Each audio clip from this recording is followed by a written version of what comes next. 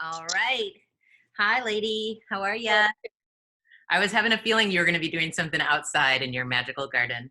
Yeah, it's just so nice outside, and I'm usually in like this little dark room all day long, so I'm really embracing being able to spend some time outdoors.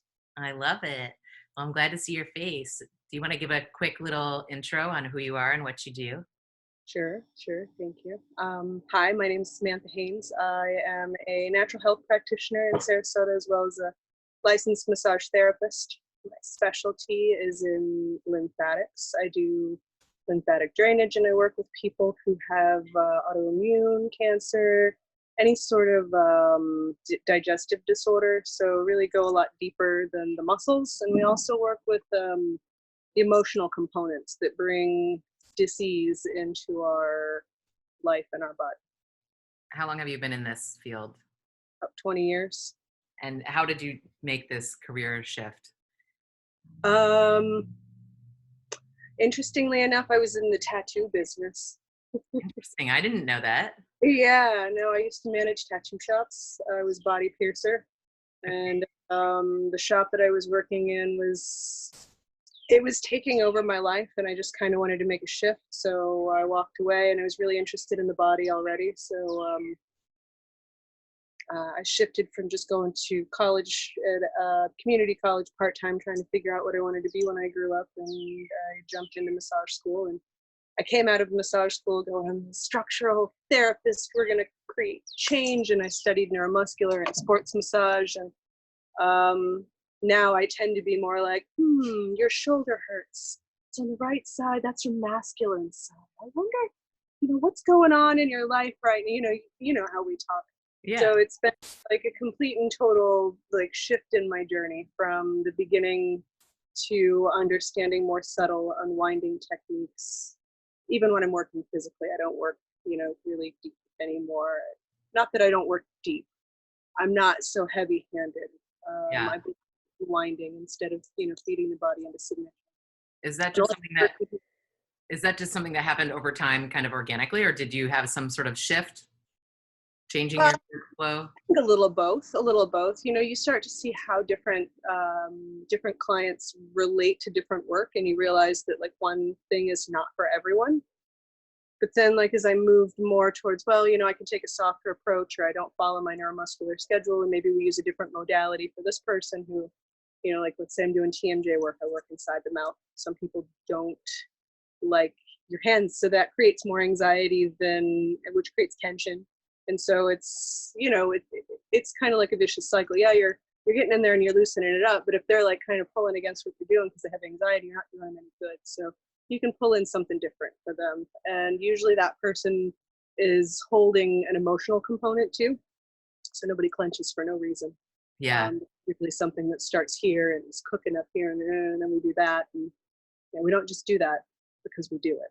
There's I a can reason. vouch for that as a hardcore TMJ alumni. Yeah, absolutely. Yeah.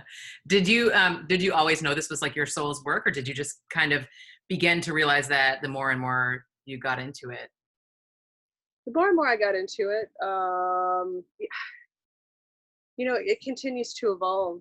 Like it's been the seed of my soul's work, but now as I evolve more, like this has been a huge shift because I can no longer put my hands on people. Yeah. So I'm in a very interesting position right now where I've had to shift gears, and I've been involved in doTERRA for a really long time, and I've cooking classes and all, so and educating, doing my lymphatic classes. Yeah.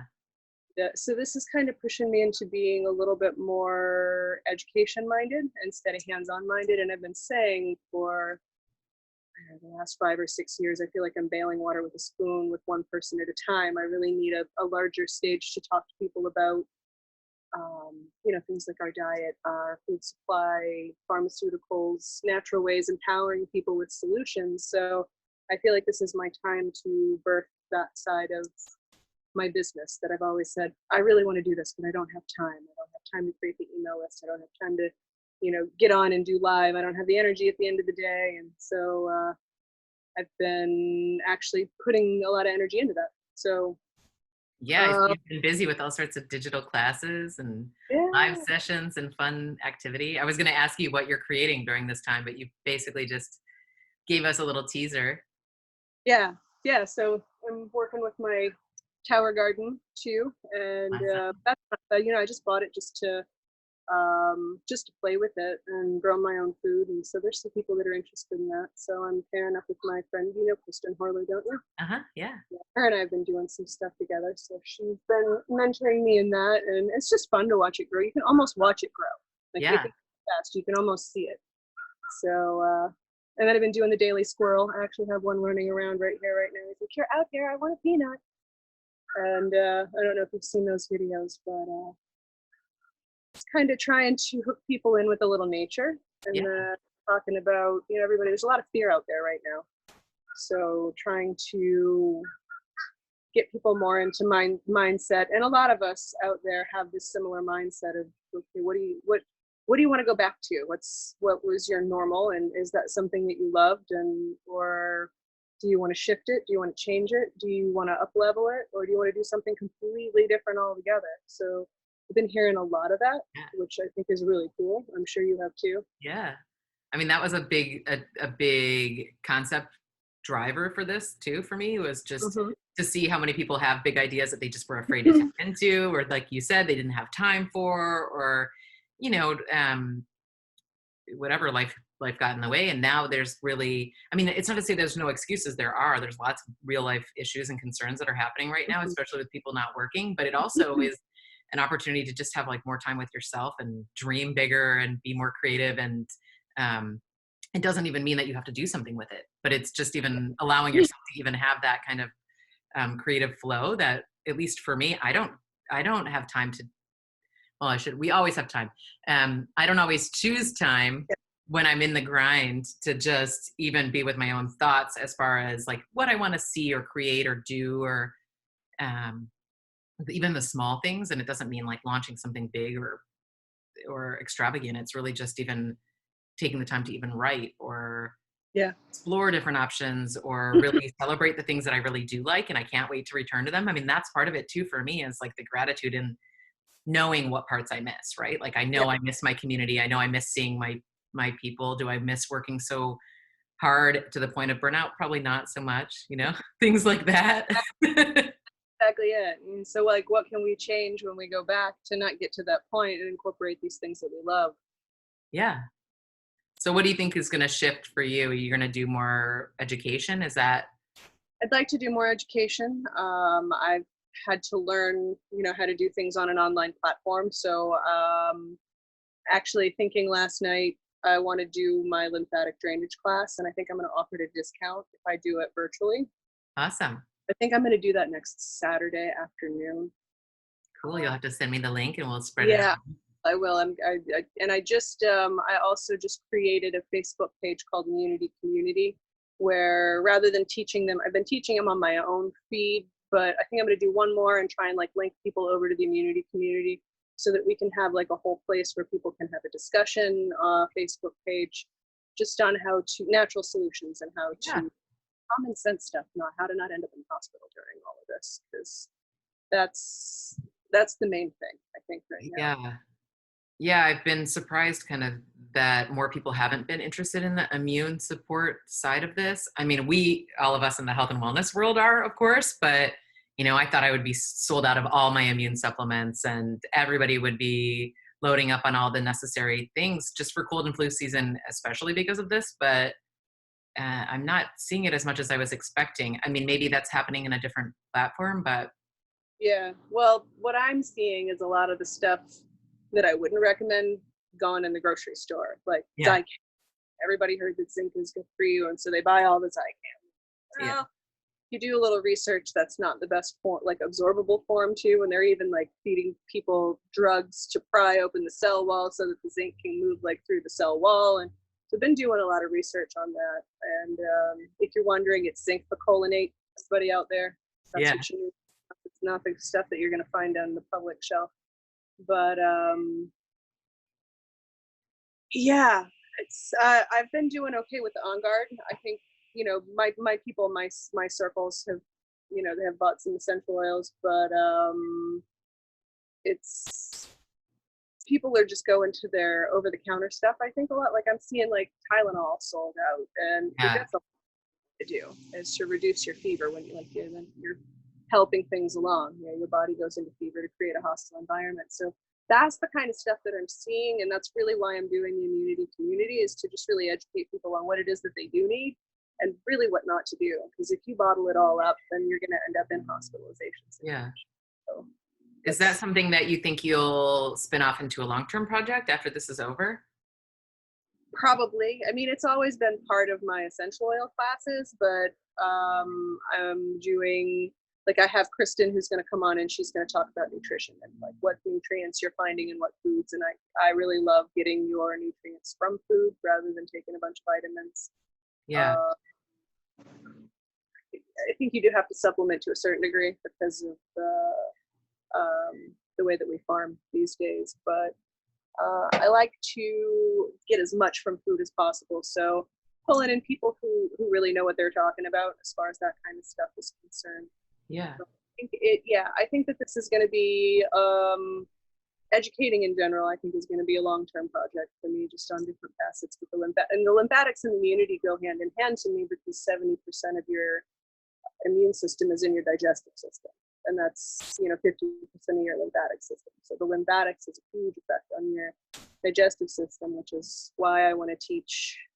I mean, even if people can get a basic, a 10-minute routine down on a daily basis, it's going to help them fight and stay healthy during this process. What's the big long-term vision, or the question that I've been asking everyone is, if you knew you would be supported in absolutely anything, what would you do? I would continue to teach and just pull in like a creative side. I really like I've been doing the mixology classes, and that's a lot of fun, and the gardening is a lot of fun, and I would love to teach and travel and eventually to pull together a retreat center, or maybe not even a retreat center, but a retreat company that goes to different parts of the world so you can, come and educate yourself, like a complete mind, body, soul work over. That's the long term. That's like my retirement plan. Yeah. Well, no, that's exactly the question I was asking. That's perfect. Where do you think that would be, or all over potentially? I think all over. Like I've got friends in very interesting parts of the world that I've made, and I just feel like Source puts me in places, and I've got a list of people and a list of ideas, and it's slowly but surely, like I'm really, especially with this, even this has been a reflection, and I'm like, oh, that's why all this has been happening. This is that kind of incubation phase for me right now. So I'm scared about everything going on, but I'm also really grateful for this space of creativity and to be able to incubate this thing that I've been saying. I only have time. Yeah. So really trying to use this time wisely. Yeah, I agree. I'm in that same boat for sure. And just the time to slow down a little bit and even be allowed to incubate it, to even be able to feel okay doing that without trying to do it on top of all the other things we have on our plates, right? Yeah. To pay attention to it longer than making a list of things that I need to do that I never check off of. Yeah, outside of the perpetual busyness that we all have, what's one thing you need to shift to get out of your own way with your ultimate dreams? Doing everything myself. Delegating, yes. Delegation is a big thing. I'm president of my BNI group this year, which I honestly, if you would have asked me a month ago, I didn't think that I was doing the best job, because I'm not the best like rule follower and corporate, and I'm always like, I don't think that's such a good idea, and I can be a little bit combative, a bit rebellious. So I was checking most of the boxes, but there were a few boxes that I'm like, I just don't have boxes. But when this hit and everything had to go online, I had to learn an online platform. And not only did I have to learn the online platform for everything, because they've got a whole like Zoom system for BNI Global and trained us on it, but then I had to pull all my 50 members in. And you've got a lot of kickback against people who are I'm comfortable with the online platform. We live in Sarasota, Florida. I've got some people in their 60s who were like the same thing. But it's been an exercise in uplifting a large group of people. Like I literally had to pull them all back together, and I send out a weekly email and just trying to be really encouraging and having a place where I feel very valid in getting a little bit deep with them when I normally wouldn't, in our day-to-day business, but like we're kind of diving deep. We're a pretty tight-knit group. And so it's been very interesting. Like, wow, maybe I am the person for this because I'm pretty good at motivational speaking and pretty good at nurturing and mothering, and like this is my forte. So this is why spirit made me make this decision a month ago. Why did I do this? And now I'm like, okay, all right, I see. So well, and taking the time to celebrate that win too, right? And actually see it in yourself instead of everyone else. Yeah. I can. The people who would step up to presidency in my group are the person who steps into that role is not always the most nurturing person. They might be really good at business, but they're really good at morale, but in a place where people really need to be held. I was like, wow, that could have gone better. Can you hear me okay? I've got yard work going on. Yeah, it's okay. What's your absolute favorite thing? What's your biggest passion in life? Is it your work? Is it something else? Is it combination? I think people, connection.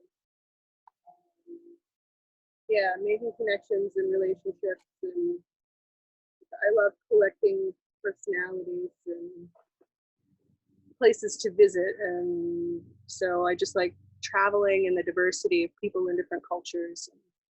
I love studying people's traditions and religions, and I don't drink anyone's Kool-Aid, but I like tasting it. Yeah. So that's probably why I do what I do on a certain level. It's service to people in general. Yeah, I think that overlaps really well into all the different roles you do. Out of the teaching and the lymphatic massage and the healing, what part is your favorite within that? Or what brings you the most joy out of the healing profession?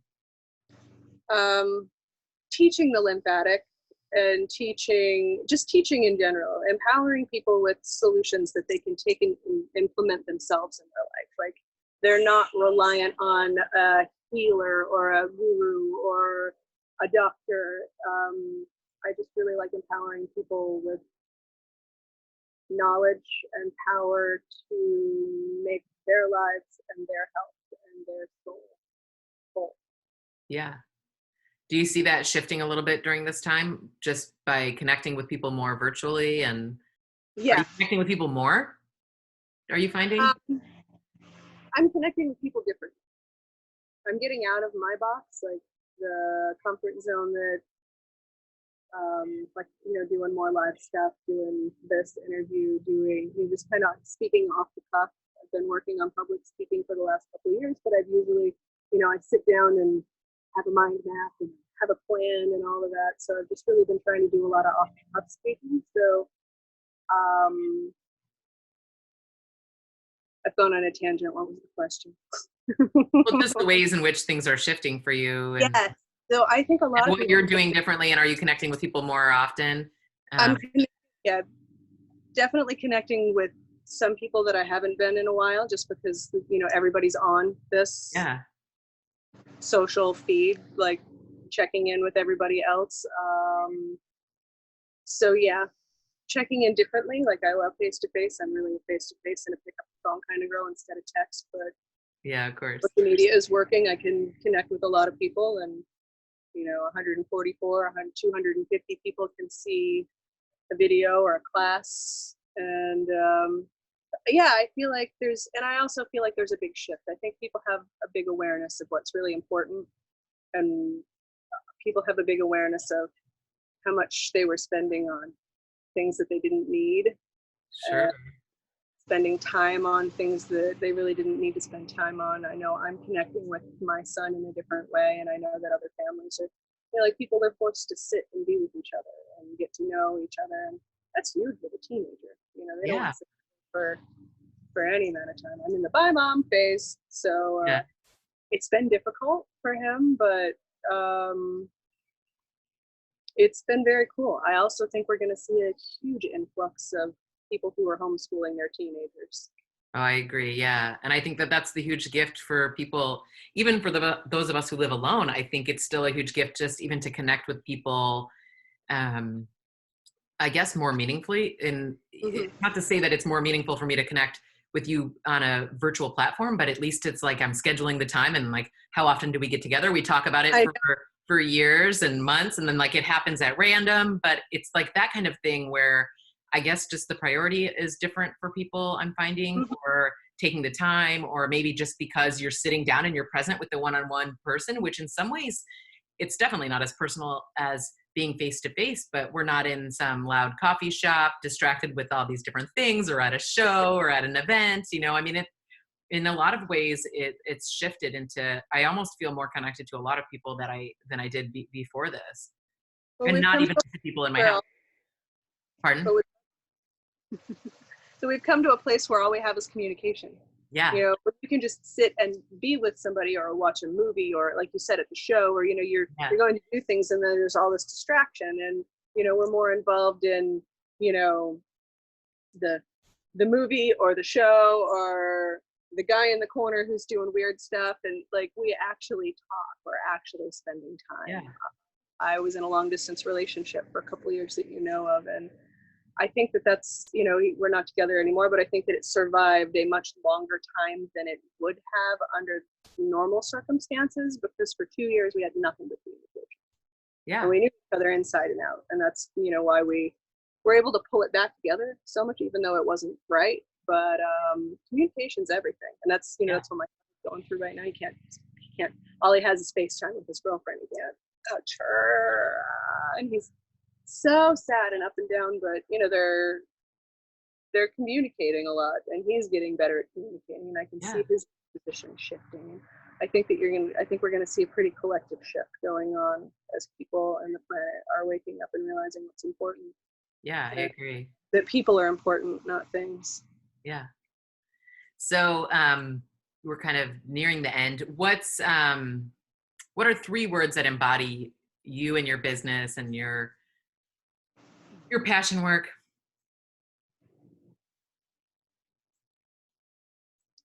3 words that embody. Or the work that you do? Yeah.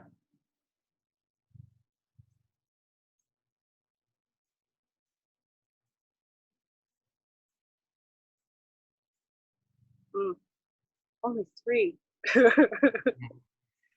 I would say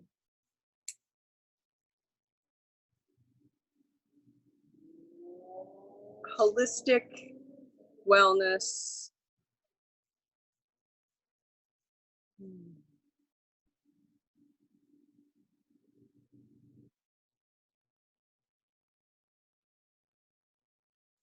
The body soul connection. Perfect. And if you have any sort of advice or words of wisdom for people that are, wanting to follow their soul purpose or pursue a healer journey, or, do something that they really love and they haven't taken the plunge, what's guidance or advice that you'd have for them? Um, if you feel pulled to it, move towards it, because something's speaking to you. So sit and listen.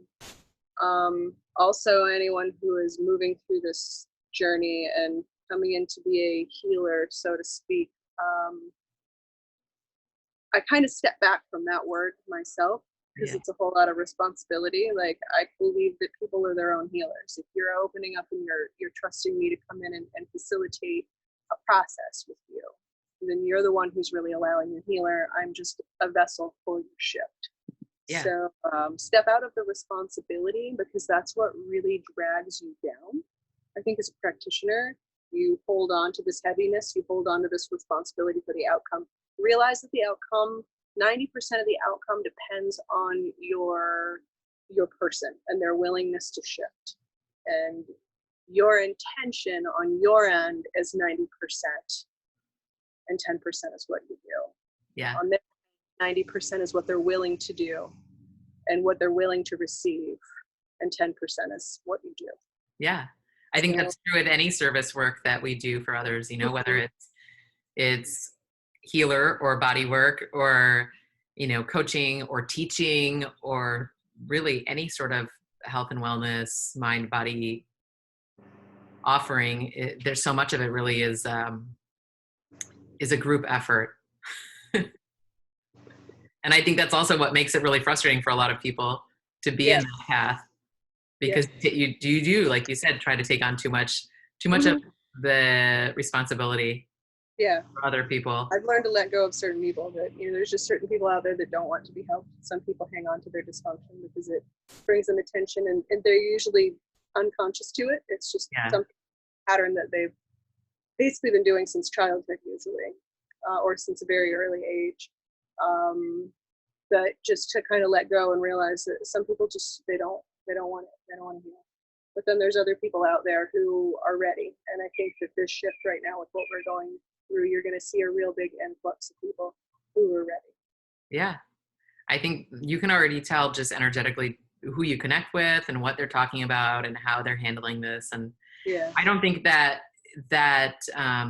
both can't be true, where you take some time to be calm and nurture yourself and be patient during the circumstance and have some hard, shitty days, but then also, you know, having the courage to choose something different also.